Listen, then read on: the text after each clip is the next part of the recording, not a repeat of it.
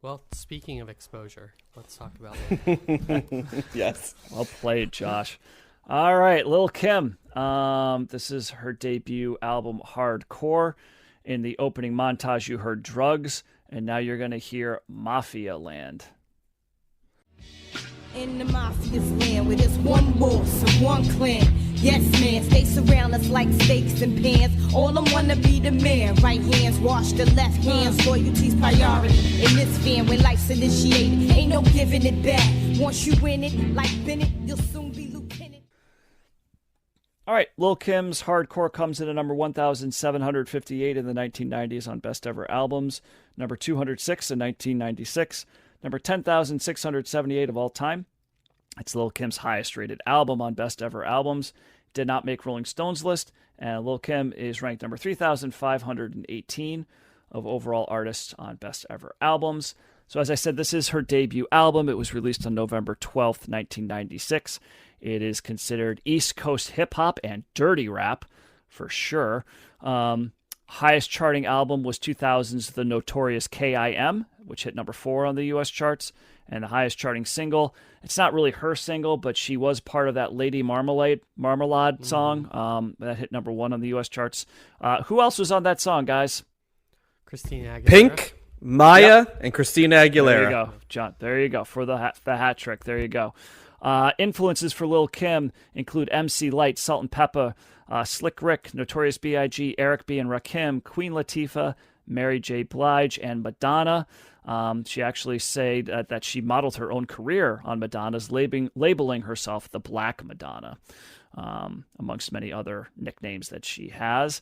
Artists that she has influenced include Rihanna, Cardi B, Megan Thee Stallion, Doja Cat, Nicki Minaj, Ice Spice, Miley Cyrus, and Iggy Azalea. Little history on Lil Kim. She was born Kimberly Denise Jones on July 11th, 1974 in Brooklyn. Her parents split up when she was 9 years old, and she ended up living with her father that she actually had a tumultuous relationship with. She ends up leaving home at the age of 14, dropped out of school, and lived on the streets for a period of time. And that's right around that time, that's where she met one Christopher Wallace, also known as Biggie Smalls. And he became an important figure in her life. And she joined a group that he kind of put together called Junior Mafia. Guys, remember what Junior Mafia stands for? What the Mafia part stands for? Oh, gosh. Was it like making...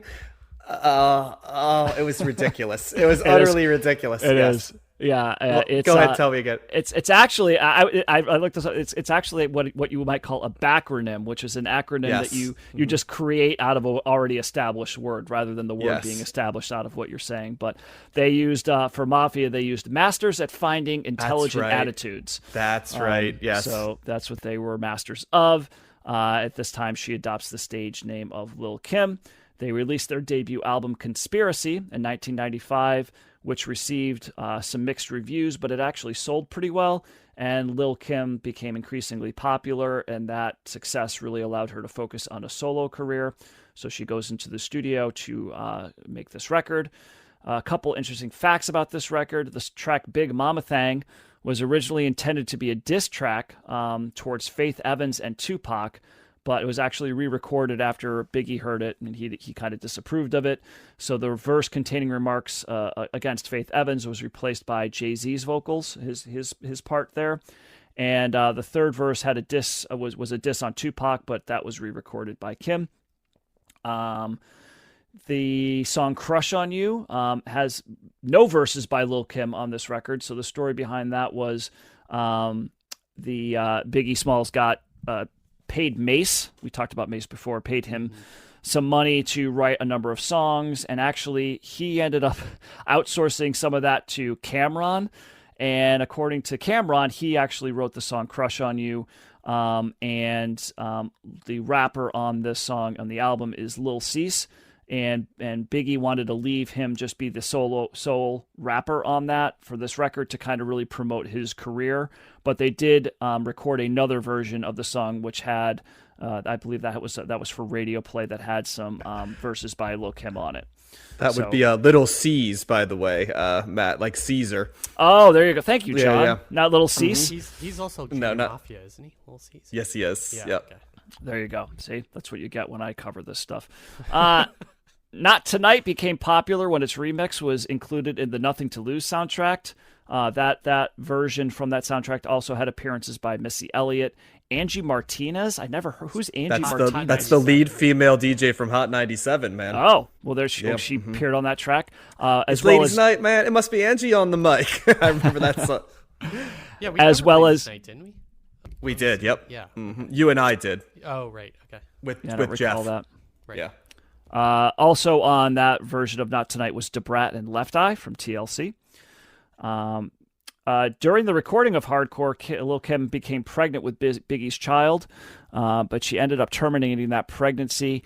And Lil Kim later described her relationship with Biggie Smalls as violent, and there were reports that he would physically abuse her and at one point pulled a pistol on her. So that was a little bit, a little tumultuous relationship that they had as well. She went on to P. Diddy's No Way Out tour, which became one of the highest grossing rap tours of all time. And then this is also when she just starts launching. She's just another one of those artists that really kind of launched a lot of entrepreneurial ventures, her own label. She has her own fashion lines. She was a trendsetter with things like something called money nails, which is basically like nails that were made with like chopped up pieces of $100 bills. She wore a dress at the she wore a dress. You guys remember the 1999 music video? Yes, video I sure do. do. She wore that dress that basically exposed almost the entirety of her left breast. She also had some feuds in later years with one that lasted a while with Foxy Brown. Yep. Yep. So they tried. I think they kind of made up, but then they went back to feuding. So and now Lil Kim wants nothing to do with her. She also feuded with Nicki Minaj. So there's that. You guys would like this. In 2002, she recorded a new entrance theme for the WWE Women's Champion Trish Stratus. Stratus. There you go, John. Yeah. Entitled "Time to Rock and Roll," which was used during the broadcast. Remember that one, Josh? No, I don't. Roll, it's time to rock and roll. Roll this time, I'm in control. Yeah, it's a good song. Yeah. I love it when we get stats like this. So Greg Thomas, who was an English professor at Syracuse University, began teaching a course called Hip Hop SU, Queen Bitch Lyricism 101. So Lil Kim was invited as a guest speaker at one point for that. Do you think that'll survive DEI or no? Professor Thomas considered Lil Kim's lyrics, quote, the art with the most profound sexual politics I've ever seen anywhere. So you've got that.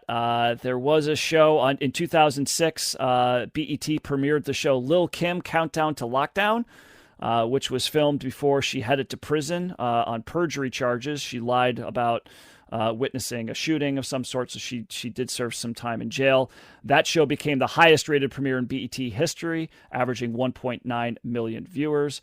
So lots of other stuff that I didn't want to go down to, but get into. But overall, she's got a total of 5 albums and 4 mixtapes, which is kind of interesting. Like, how do you differentiate between albums and mixtapes? But she's got a bunch of those albums, and she's got all kinds of business ventures. She's done a lot of philanthropic work, particularly around AIDS awareness and research and things like that.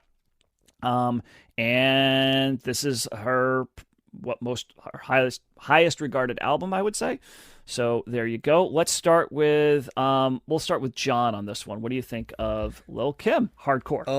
Oh Lord, I haven't heard this album in so long. I'll start by saying that this album was so popular with lots of girls I knew. And at the beginning, it was, when you're 16, you're still in that era, right? Back then when women sang about this, like, men processed it like solely as you're a slut, right? You know what I mean? In some way. But women got there ahead of men, of course, and realized that this is kind of like what male rap is, right? Like boasting and bragging about sexual exploits, but it's in like the feminine voice. And I think women immediately got that there might be some true here, but it's also a lot of like stagecraft, right? You know what I mean? And sort of it's like a persona. Right. It is. It's a boastful. And it was always funny how like literally so many of the men and I'll especially like a lot of the white dudes I knew took this as like direct text, right? And I think I was lucky enough to have like women around me that like I kind of got that, this couldn't all be real, right? But like they kind of were like, you do know, you know what I mean? That this is just like, it's just like the dudes bragging, but like a woman bragging. And, you're still trying to like reconcile that. Cause like, well, is it right? Like if women sing this, right? And you're young, right? And I'm glad that like I grew out of that pretty quickly, but boy, did the women around me like love this like album so much. Like the girls I knew, including one of my high school girlfriends, like love this album, which is funny on so many levels. But it's like it's such a familiar album that like I just at the beginning I'm like, oh man, I know what's coming in after this. And when Big Mama Thang comes on, like I can actually and she comes out hot right off the bat. It's like, I used to be scared of the dick. Now I throw lips to the shit. Handle it like a real bitch. And like I'm saying it in my head, right? And I'm just laughing. I'm like, she is not fucking wasting any time. There's over the top sexual exploits throughout this entire album. Basically, she's like the equivalent of the male player, right? But like in a female like empowerment player. I always thought the cover was hilarious because it looks like this really wholesome like love letter kind of type thing that like your girlfriend would send you, like not in any way like the type of like sexual vibe, right? That like is all over this. So always cracked me up, right? Like the cover of this album, I don't know if it was done on purpose to kind of be like funny, right? Like here I am like in this very, I think it is. Yeah. It's like, and as I was looking at this week, I was laughing, and, the older you get, you kind of get more of an idea of, what they were going for here. And there's a lot of wink. There's a lot of nod. It's kind of like horrorcore rap or some of these other things where it's so over the top. It's almost impossible to compare it to. It's a little bit like NWA in some ways, right? Where it's like Tales of the Street and Tales of like graphic sex and, yeah, the sheets. Yeah. She stays away from the violence kind of a little bit. And it's funny because the Madonna thing is apt, right? Because it's like if you took Material Girl and put it in like a hip hop like vibe, right? Like I'm a man eater type of like literally and metaphorically, right? Like type of idea. That's what Lil Kim's going for. As a rapper, I mean, Lil Kim's no Foxy Brown or MC Lyte, right? Like her flow's fine. And that's why I always say she's my second favorite, like bad boy artist, and one I can definitely put on because there's funny things that, she has some funny bars from time to time, especially like turns of phrase, like where she's fantastic at rhyming, like, lady parts with like different other things. Like it's just, she really has a gift for coming up with words, both real and fake, that like rhyme with various parts of the female anatomy. It always makes me laugh a little bit. One thing about this album though, that I do like the beats on this album, this is close to like the, it's not fully, cause I think we're gonna do Life After Death after this, but this is amongst Puffy's best contributions, right, to the rap game. And I don't always love what he's doing, but there's a lot of really great sample choices on this across the board. Of course, as we mentioned, Not Tonight, the remix is one of the best like hip hop songs in terms of putting it on in the club in the entire 90s. Is not on this one.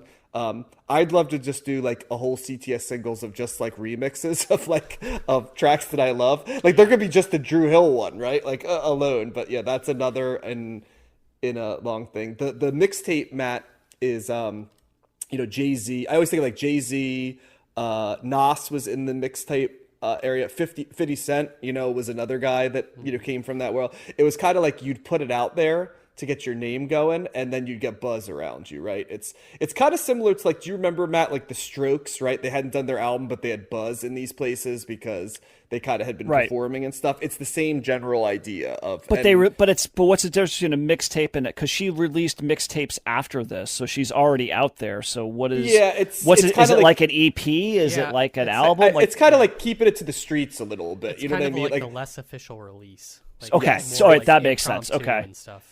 Okay. It's like, it's a little bit more experimental, and I'm always like, I don't like to say stuff like this because you can't sound any whiter than like when a white guy says it's for the story. But like a little bit of it's that, right? It's like kind of keeping your cred a little bit. It's a raw, right? You know what I mean? Like more, a little supposedly, a little bit less commercial, right? Like pure. So that's kind of what a little, raw. I guess usually diss tracks are. Yeah. Diss tracks are in there quite a bit, you know, or like shout out type stuff is in there. Lil Wayne's famous for his mixtapes as well. Yep. It's also like sometimes some people use it for like freestyles and stuff to like show off like an Anyway, that's a whole different thing. But I don't know how I feel about this album because it's very much of its time. It's got for a bad boy album, it's got great beats. Lil Kim's flow is not unappealing, but not super appealing either. It's long, and after a while, there's only so many songs about like blowjobs and like getting eaten out that you can listen to before you're like, I get the point. You know what I mean? Like it's kind of, even though I know that it's a wink and nod, you know what I mean? It's like, I think it would be more effective if it was like 3 to 4 songs doing that and then other stuff as opposed to like 15 consecutive songs. So, and it's like, it's so over the top that, we've done sex albums before, like, Jodeci and R. Kelly's, but like there's variety within, how they're singing about sex, and this is more just like, one night stand, like I'm the queen bee, type stuff. And one thing that does stand out though is there's a direct line between, what she's doing here and certainly what people like Megan Thee Stallion and Nicki Minaj and Cardi B are doing later. Like she's very much the predecessor. I don't remember that lane of female rapper really being as present in like the 2000s. There was like Trina, right? Like, but she was like the southern version of Lil Kim in some ways.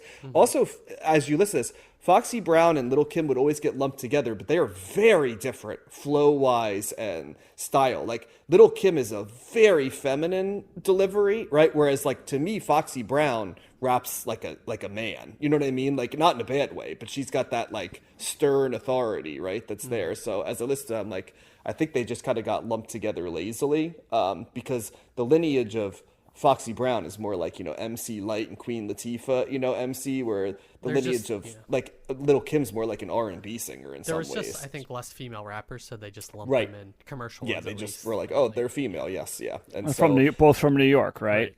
Yep. So yeah, and so it just was kind of a lazy comparison, I think. But yeah, I would say thumbs in the middle on this one, but if you find it tiring, you're right, you know what I mean? But also if you find the beats are kind of undeniable and you enjoy it, I think that's also right as well. So yeah, that's where I stand on this one.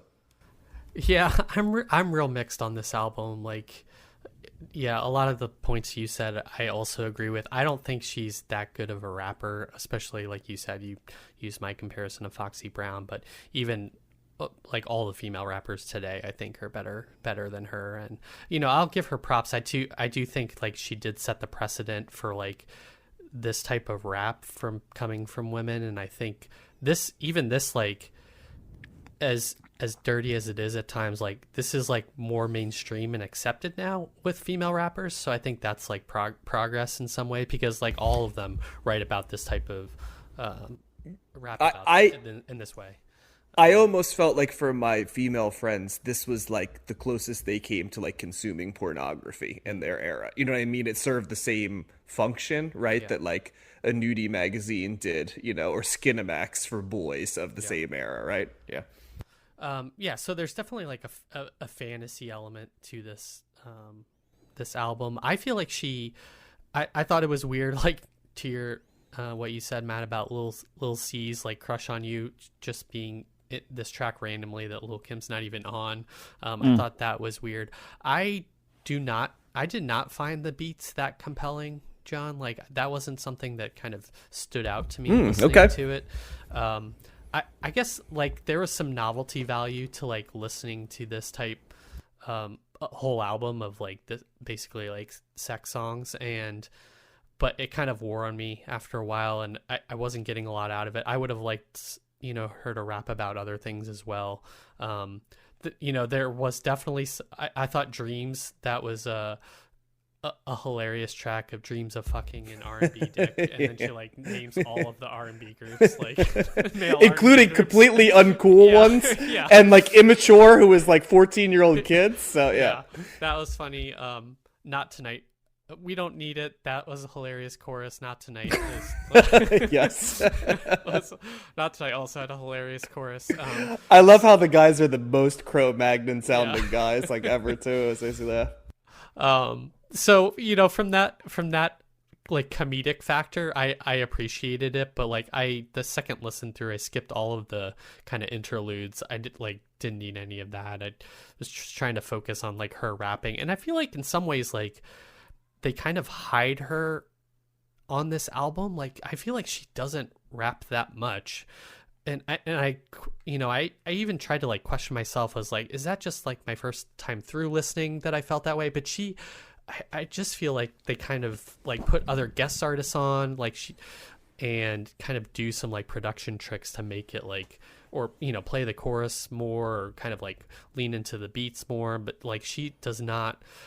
There's rarely a song where it's like just all her rapping, and I feel like that's kind of giving her short shrift, or at least maybe like hiding her weaknesses to some extent. So I wish I had listened to the remix. I will do that of Not Tonight, because I feel like I know that song, but yeah. So this was like a little disappointing,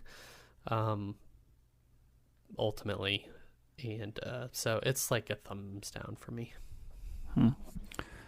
Yeah, I'm a little mixed too, but God, I think the beats on here are great. I think there's some songs that are just like got me right away. I think Big Mama Thing was great. I think Spend a Little Dough with the little piano. There's some jazzy elements to this that I thought were pretty cool. I thought Drugs was great. Queen Bitch. Dreams was. I mean, that was an earworm, man. That was like by the time I got to work, when I was listening to this album on the way to work, by the time I got to work, that was like the song that was on. And so for like a half an hour in my office, I'm just like, that song's going on in my head. So it is an earworm of an album. I'll say God, it's like that guitar part is just like that's one of my favorite tracks on the record. Mafia Land was great. So like, yeah, there's like 5 or 6 songs on here that I'm like, man, they're kind of musically like Eternal Jamma type territory for me. I thought it was just really, like the production, like the beats for sure. You know why that's hilarious? Because all of these beats are Puffy taking like R&B songs from like the 70s and 80s and just turning them around. And we just had to talk about how you don't like the music of R&B, so it is kind of. But when you put it down to the beat and stuff like that, it's just, it's great. They're all like, the cool little guitar parts or the little bass part, piano parts. Like I said, there's some jazzy elements here as well. Yeah, but the downside is it's like, when do I listen to that? I can listen to this in the car by myself or on the headphones. You know what I mean? Like, that's it. I can't listen to Lil Kim. I can't listen to this with other people around me. I can't enjoy, and I have I can say that you can listen to We Don't Need It around your friends and sing it like constantly because it is a hilarious song to sing with your friends, male and female. So yes, yes, that's probably the only that's the other venue that I could do that with. I wasn't in that venue this week though. You know what I mean? Oh. But yeah, it's like stuff you're laughing at stuff like even in Dreams, you guys are talking about all the R&B singers that she's listing. She's also talking about getting head from the Harlem Boys Choir. I was like, okay. Or like the one thing where she was like getting head and while she's watching cartoons. Like there's just this like she just throws these weird things in there that you're just like, that was not expected. Okay. Yep. So some of it's very funny, just kind of like over the top ridiculous, but yeah, there's a lot of shock value here, right? That's what she's going for, and certainly, as being because men have been rapping about this stuff before and since, it was even more surprising or shocking to have a woman do it, right? And that is what kind of really. This album also pops up on a lot of like lists of like important albums of the 90s or like best debut albums of all time or most influential, because it definitely kind of opened the door for women to kind of have that bravado, have that type of that messaging and just being that hardcore, right? So props to her for that. But yeah, it's like because of that. It's so ridiculous. It's so hard to listen to sometimes, but it's the shock value. I think it's one of the things that makes it what it is, and it's a different type of shock value that it's like similar to Marilyn Manson, right? Like his main thing is, shock value, even if, musically, I think that there's some good stuff on that, but he wouldn't, what made him was how shocking he was, right? And would this have been as talked about or as popular if it didn't contain like lyrics like it does contain? Probably not. It would probably just, but it also, if it didn't, at the same time, it might have more, I don't know, it might have some more longevity to it. It might be able to, maybe it would have been something that I could have listened to more in public or whatever. But it's unfortunate because I really like some of these beats. Like I could listen to Drugs over and over again, but yeah, I can't just that chorus, man. It's right out there, So that's kind of the knock on it for me. But I didn't mind her rapping. It never stood out to me where I thought there was never a point where I was like, oh, I don't think she's a good rapper. I don't like her voice, or I don't like her flow, or anything like that. It's not the best thing I ever heard, but I certainly don't remember. I don't remember thinking like, oh, it's inferior or not very good. Having said all that, there were some songs on here that I didn't like. The Crush on You. I didn't like not having her. I thought it was weird not having her at all on a song. Right. I didn't like Biggie's. The voiceover on the chorus. I didn't particularly care for that. Some of the songs towards the end, like Player Haters and Fuck You, didn't really do a whole lot for me. Oh, Player Haters wasn't a song I meant. Yeah, the version of Not Tonight. I did know that song, but I was like, man, this doesn't sound as that terribly catchy, but that's probably because the remix is better, I would assume. I was thinking like Missy going, you don't just think I'm going to sing the hook. What do I look like, Patti LaBelle or something? That's what I heard that on you. And No Time with Puff featuring Puff Daddy. That didn't really do. I know that was one of maybe the big singles. That's a good song.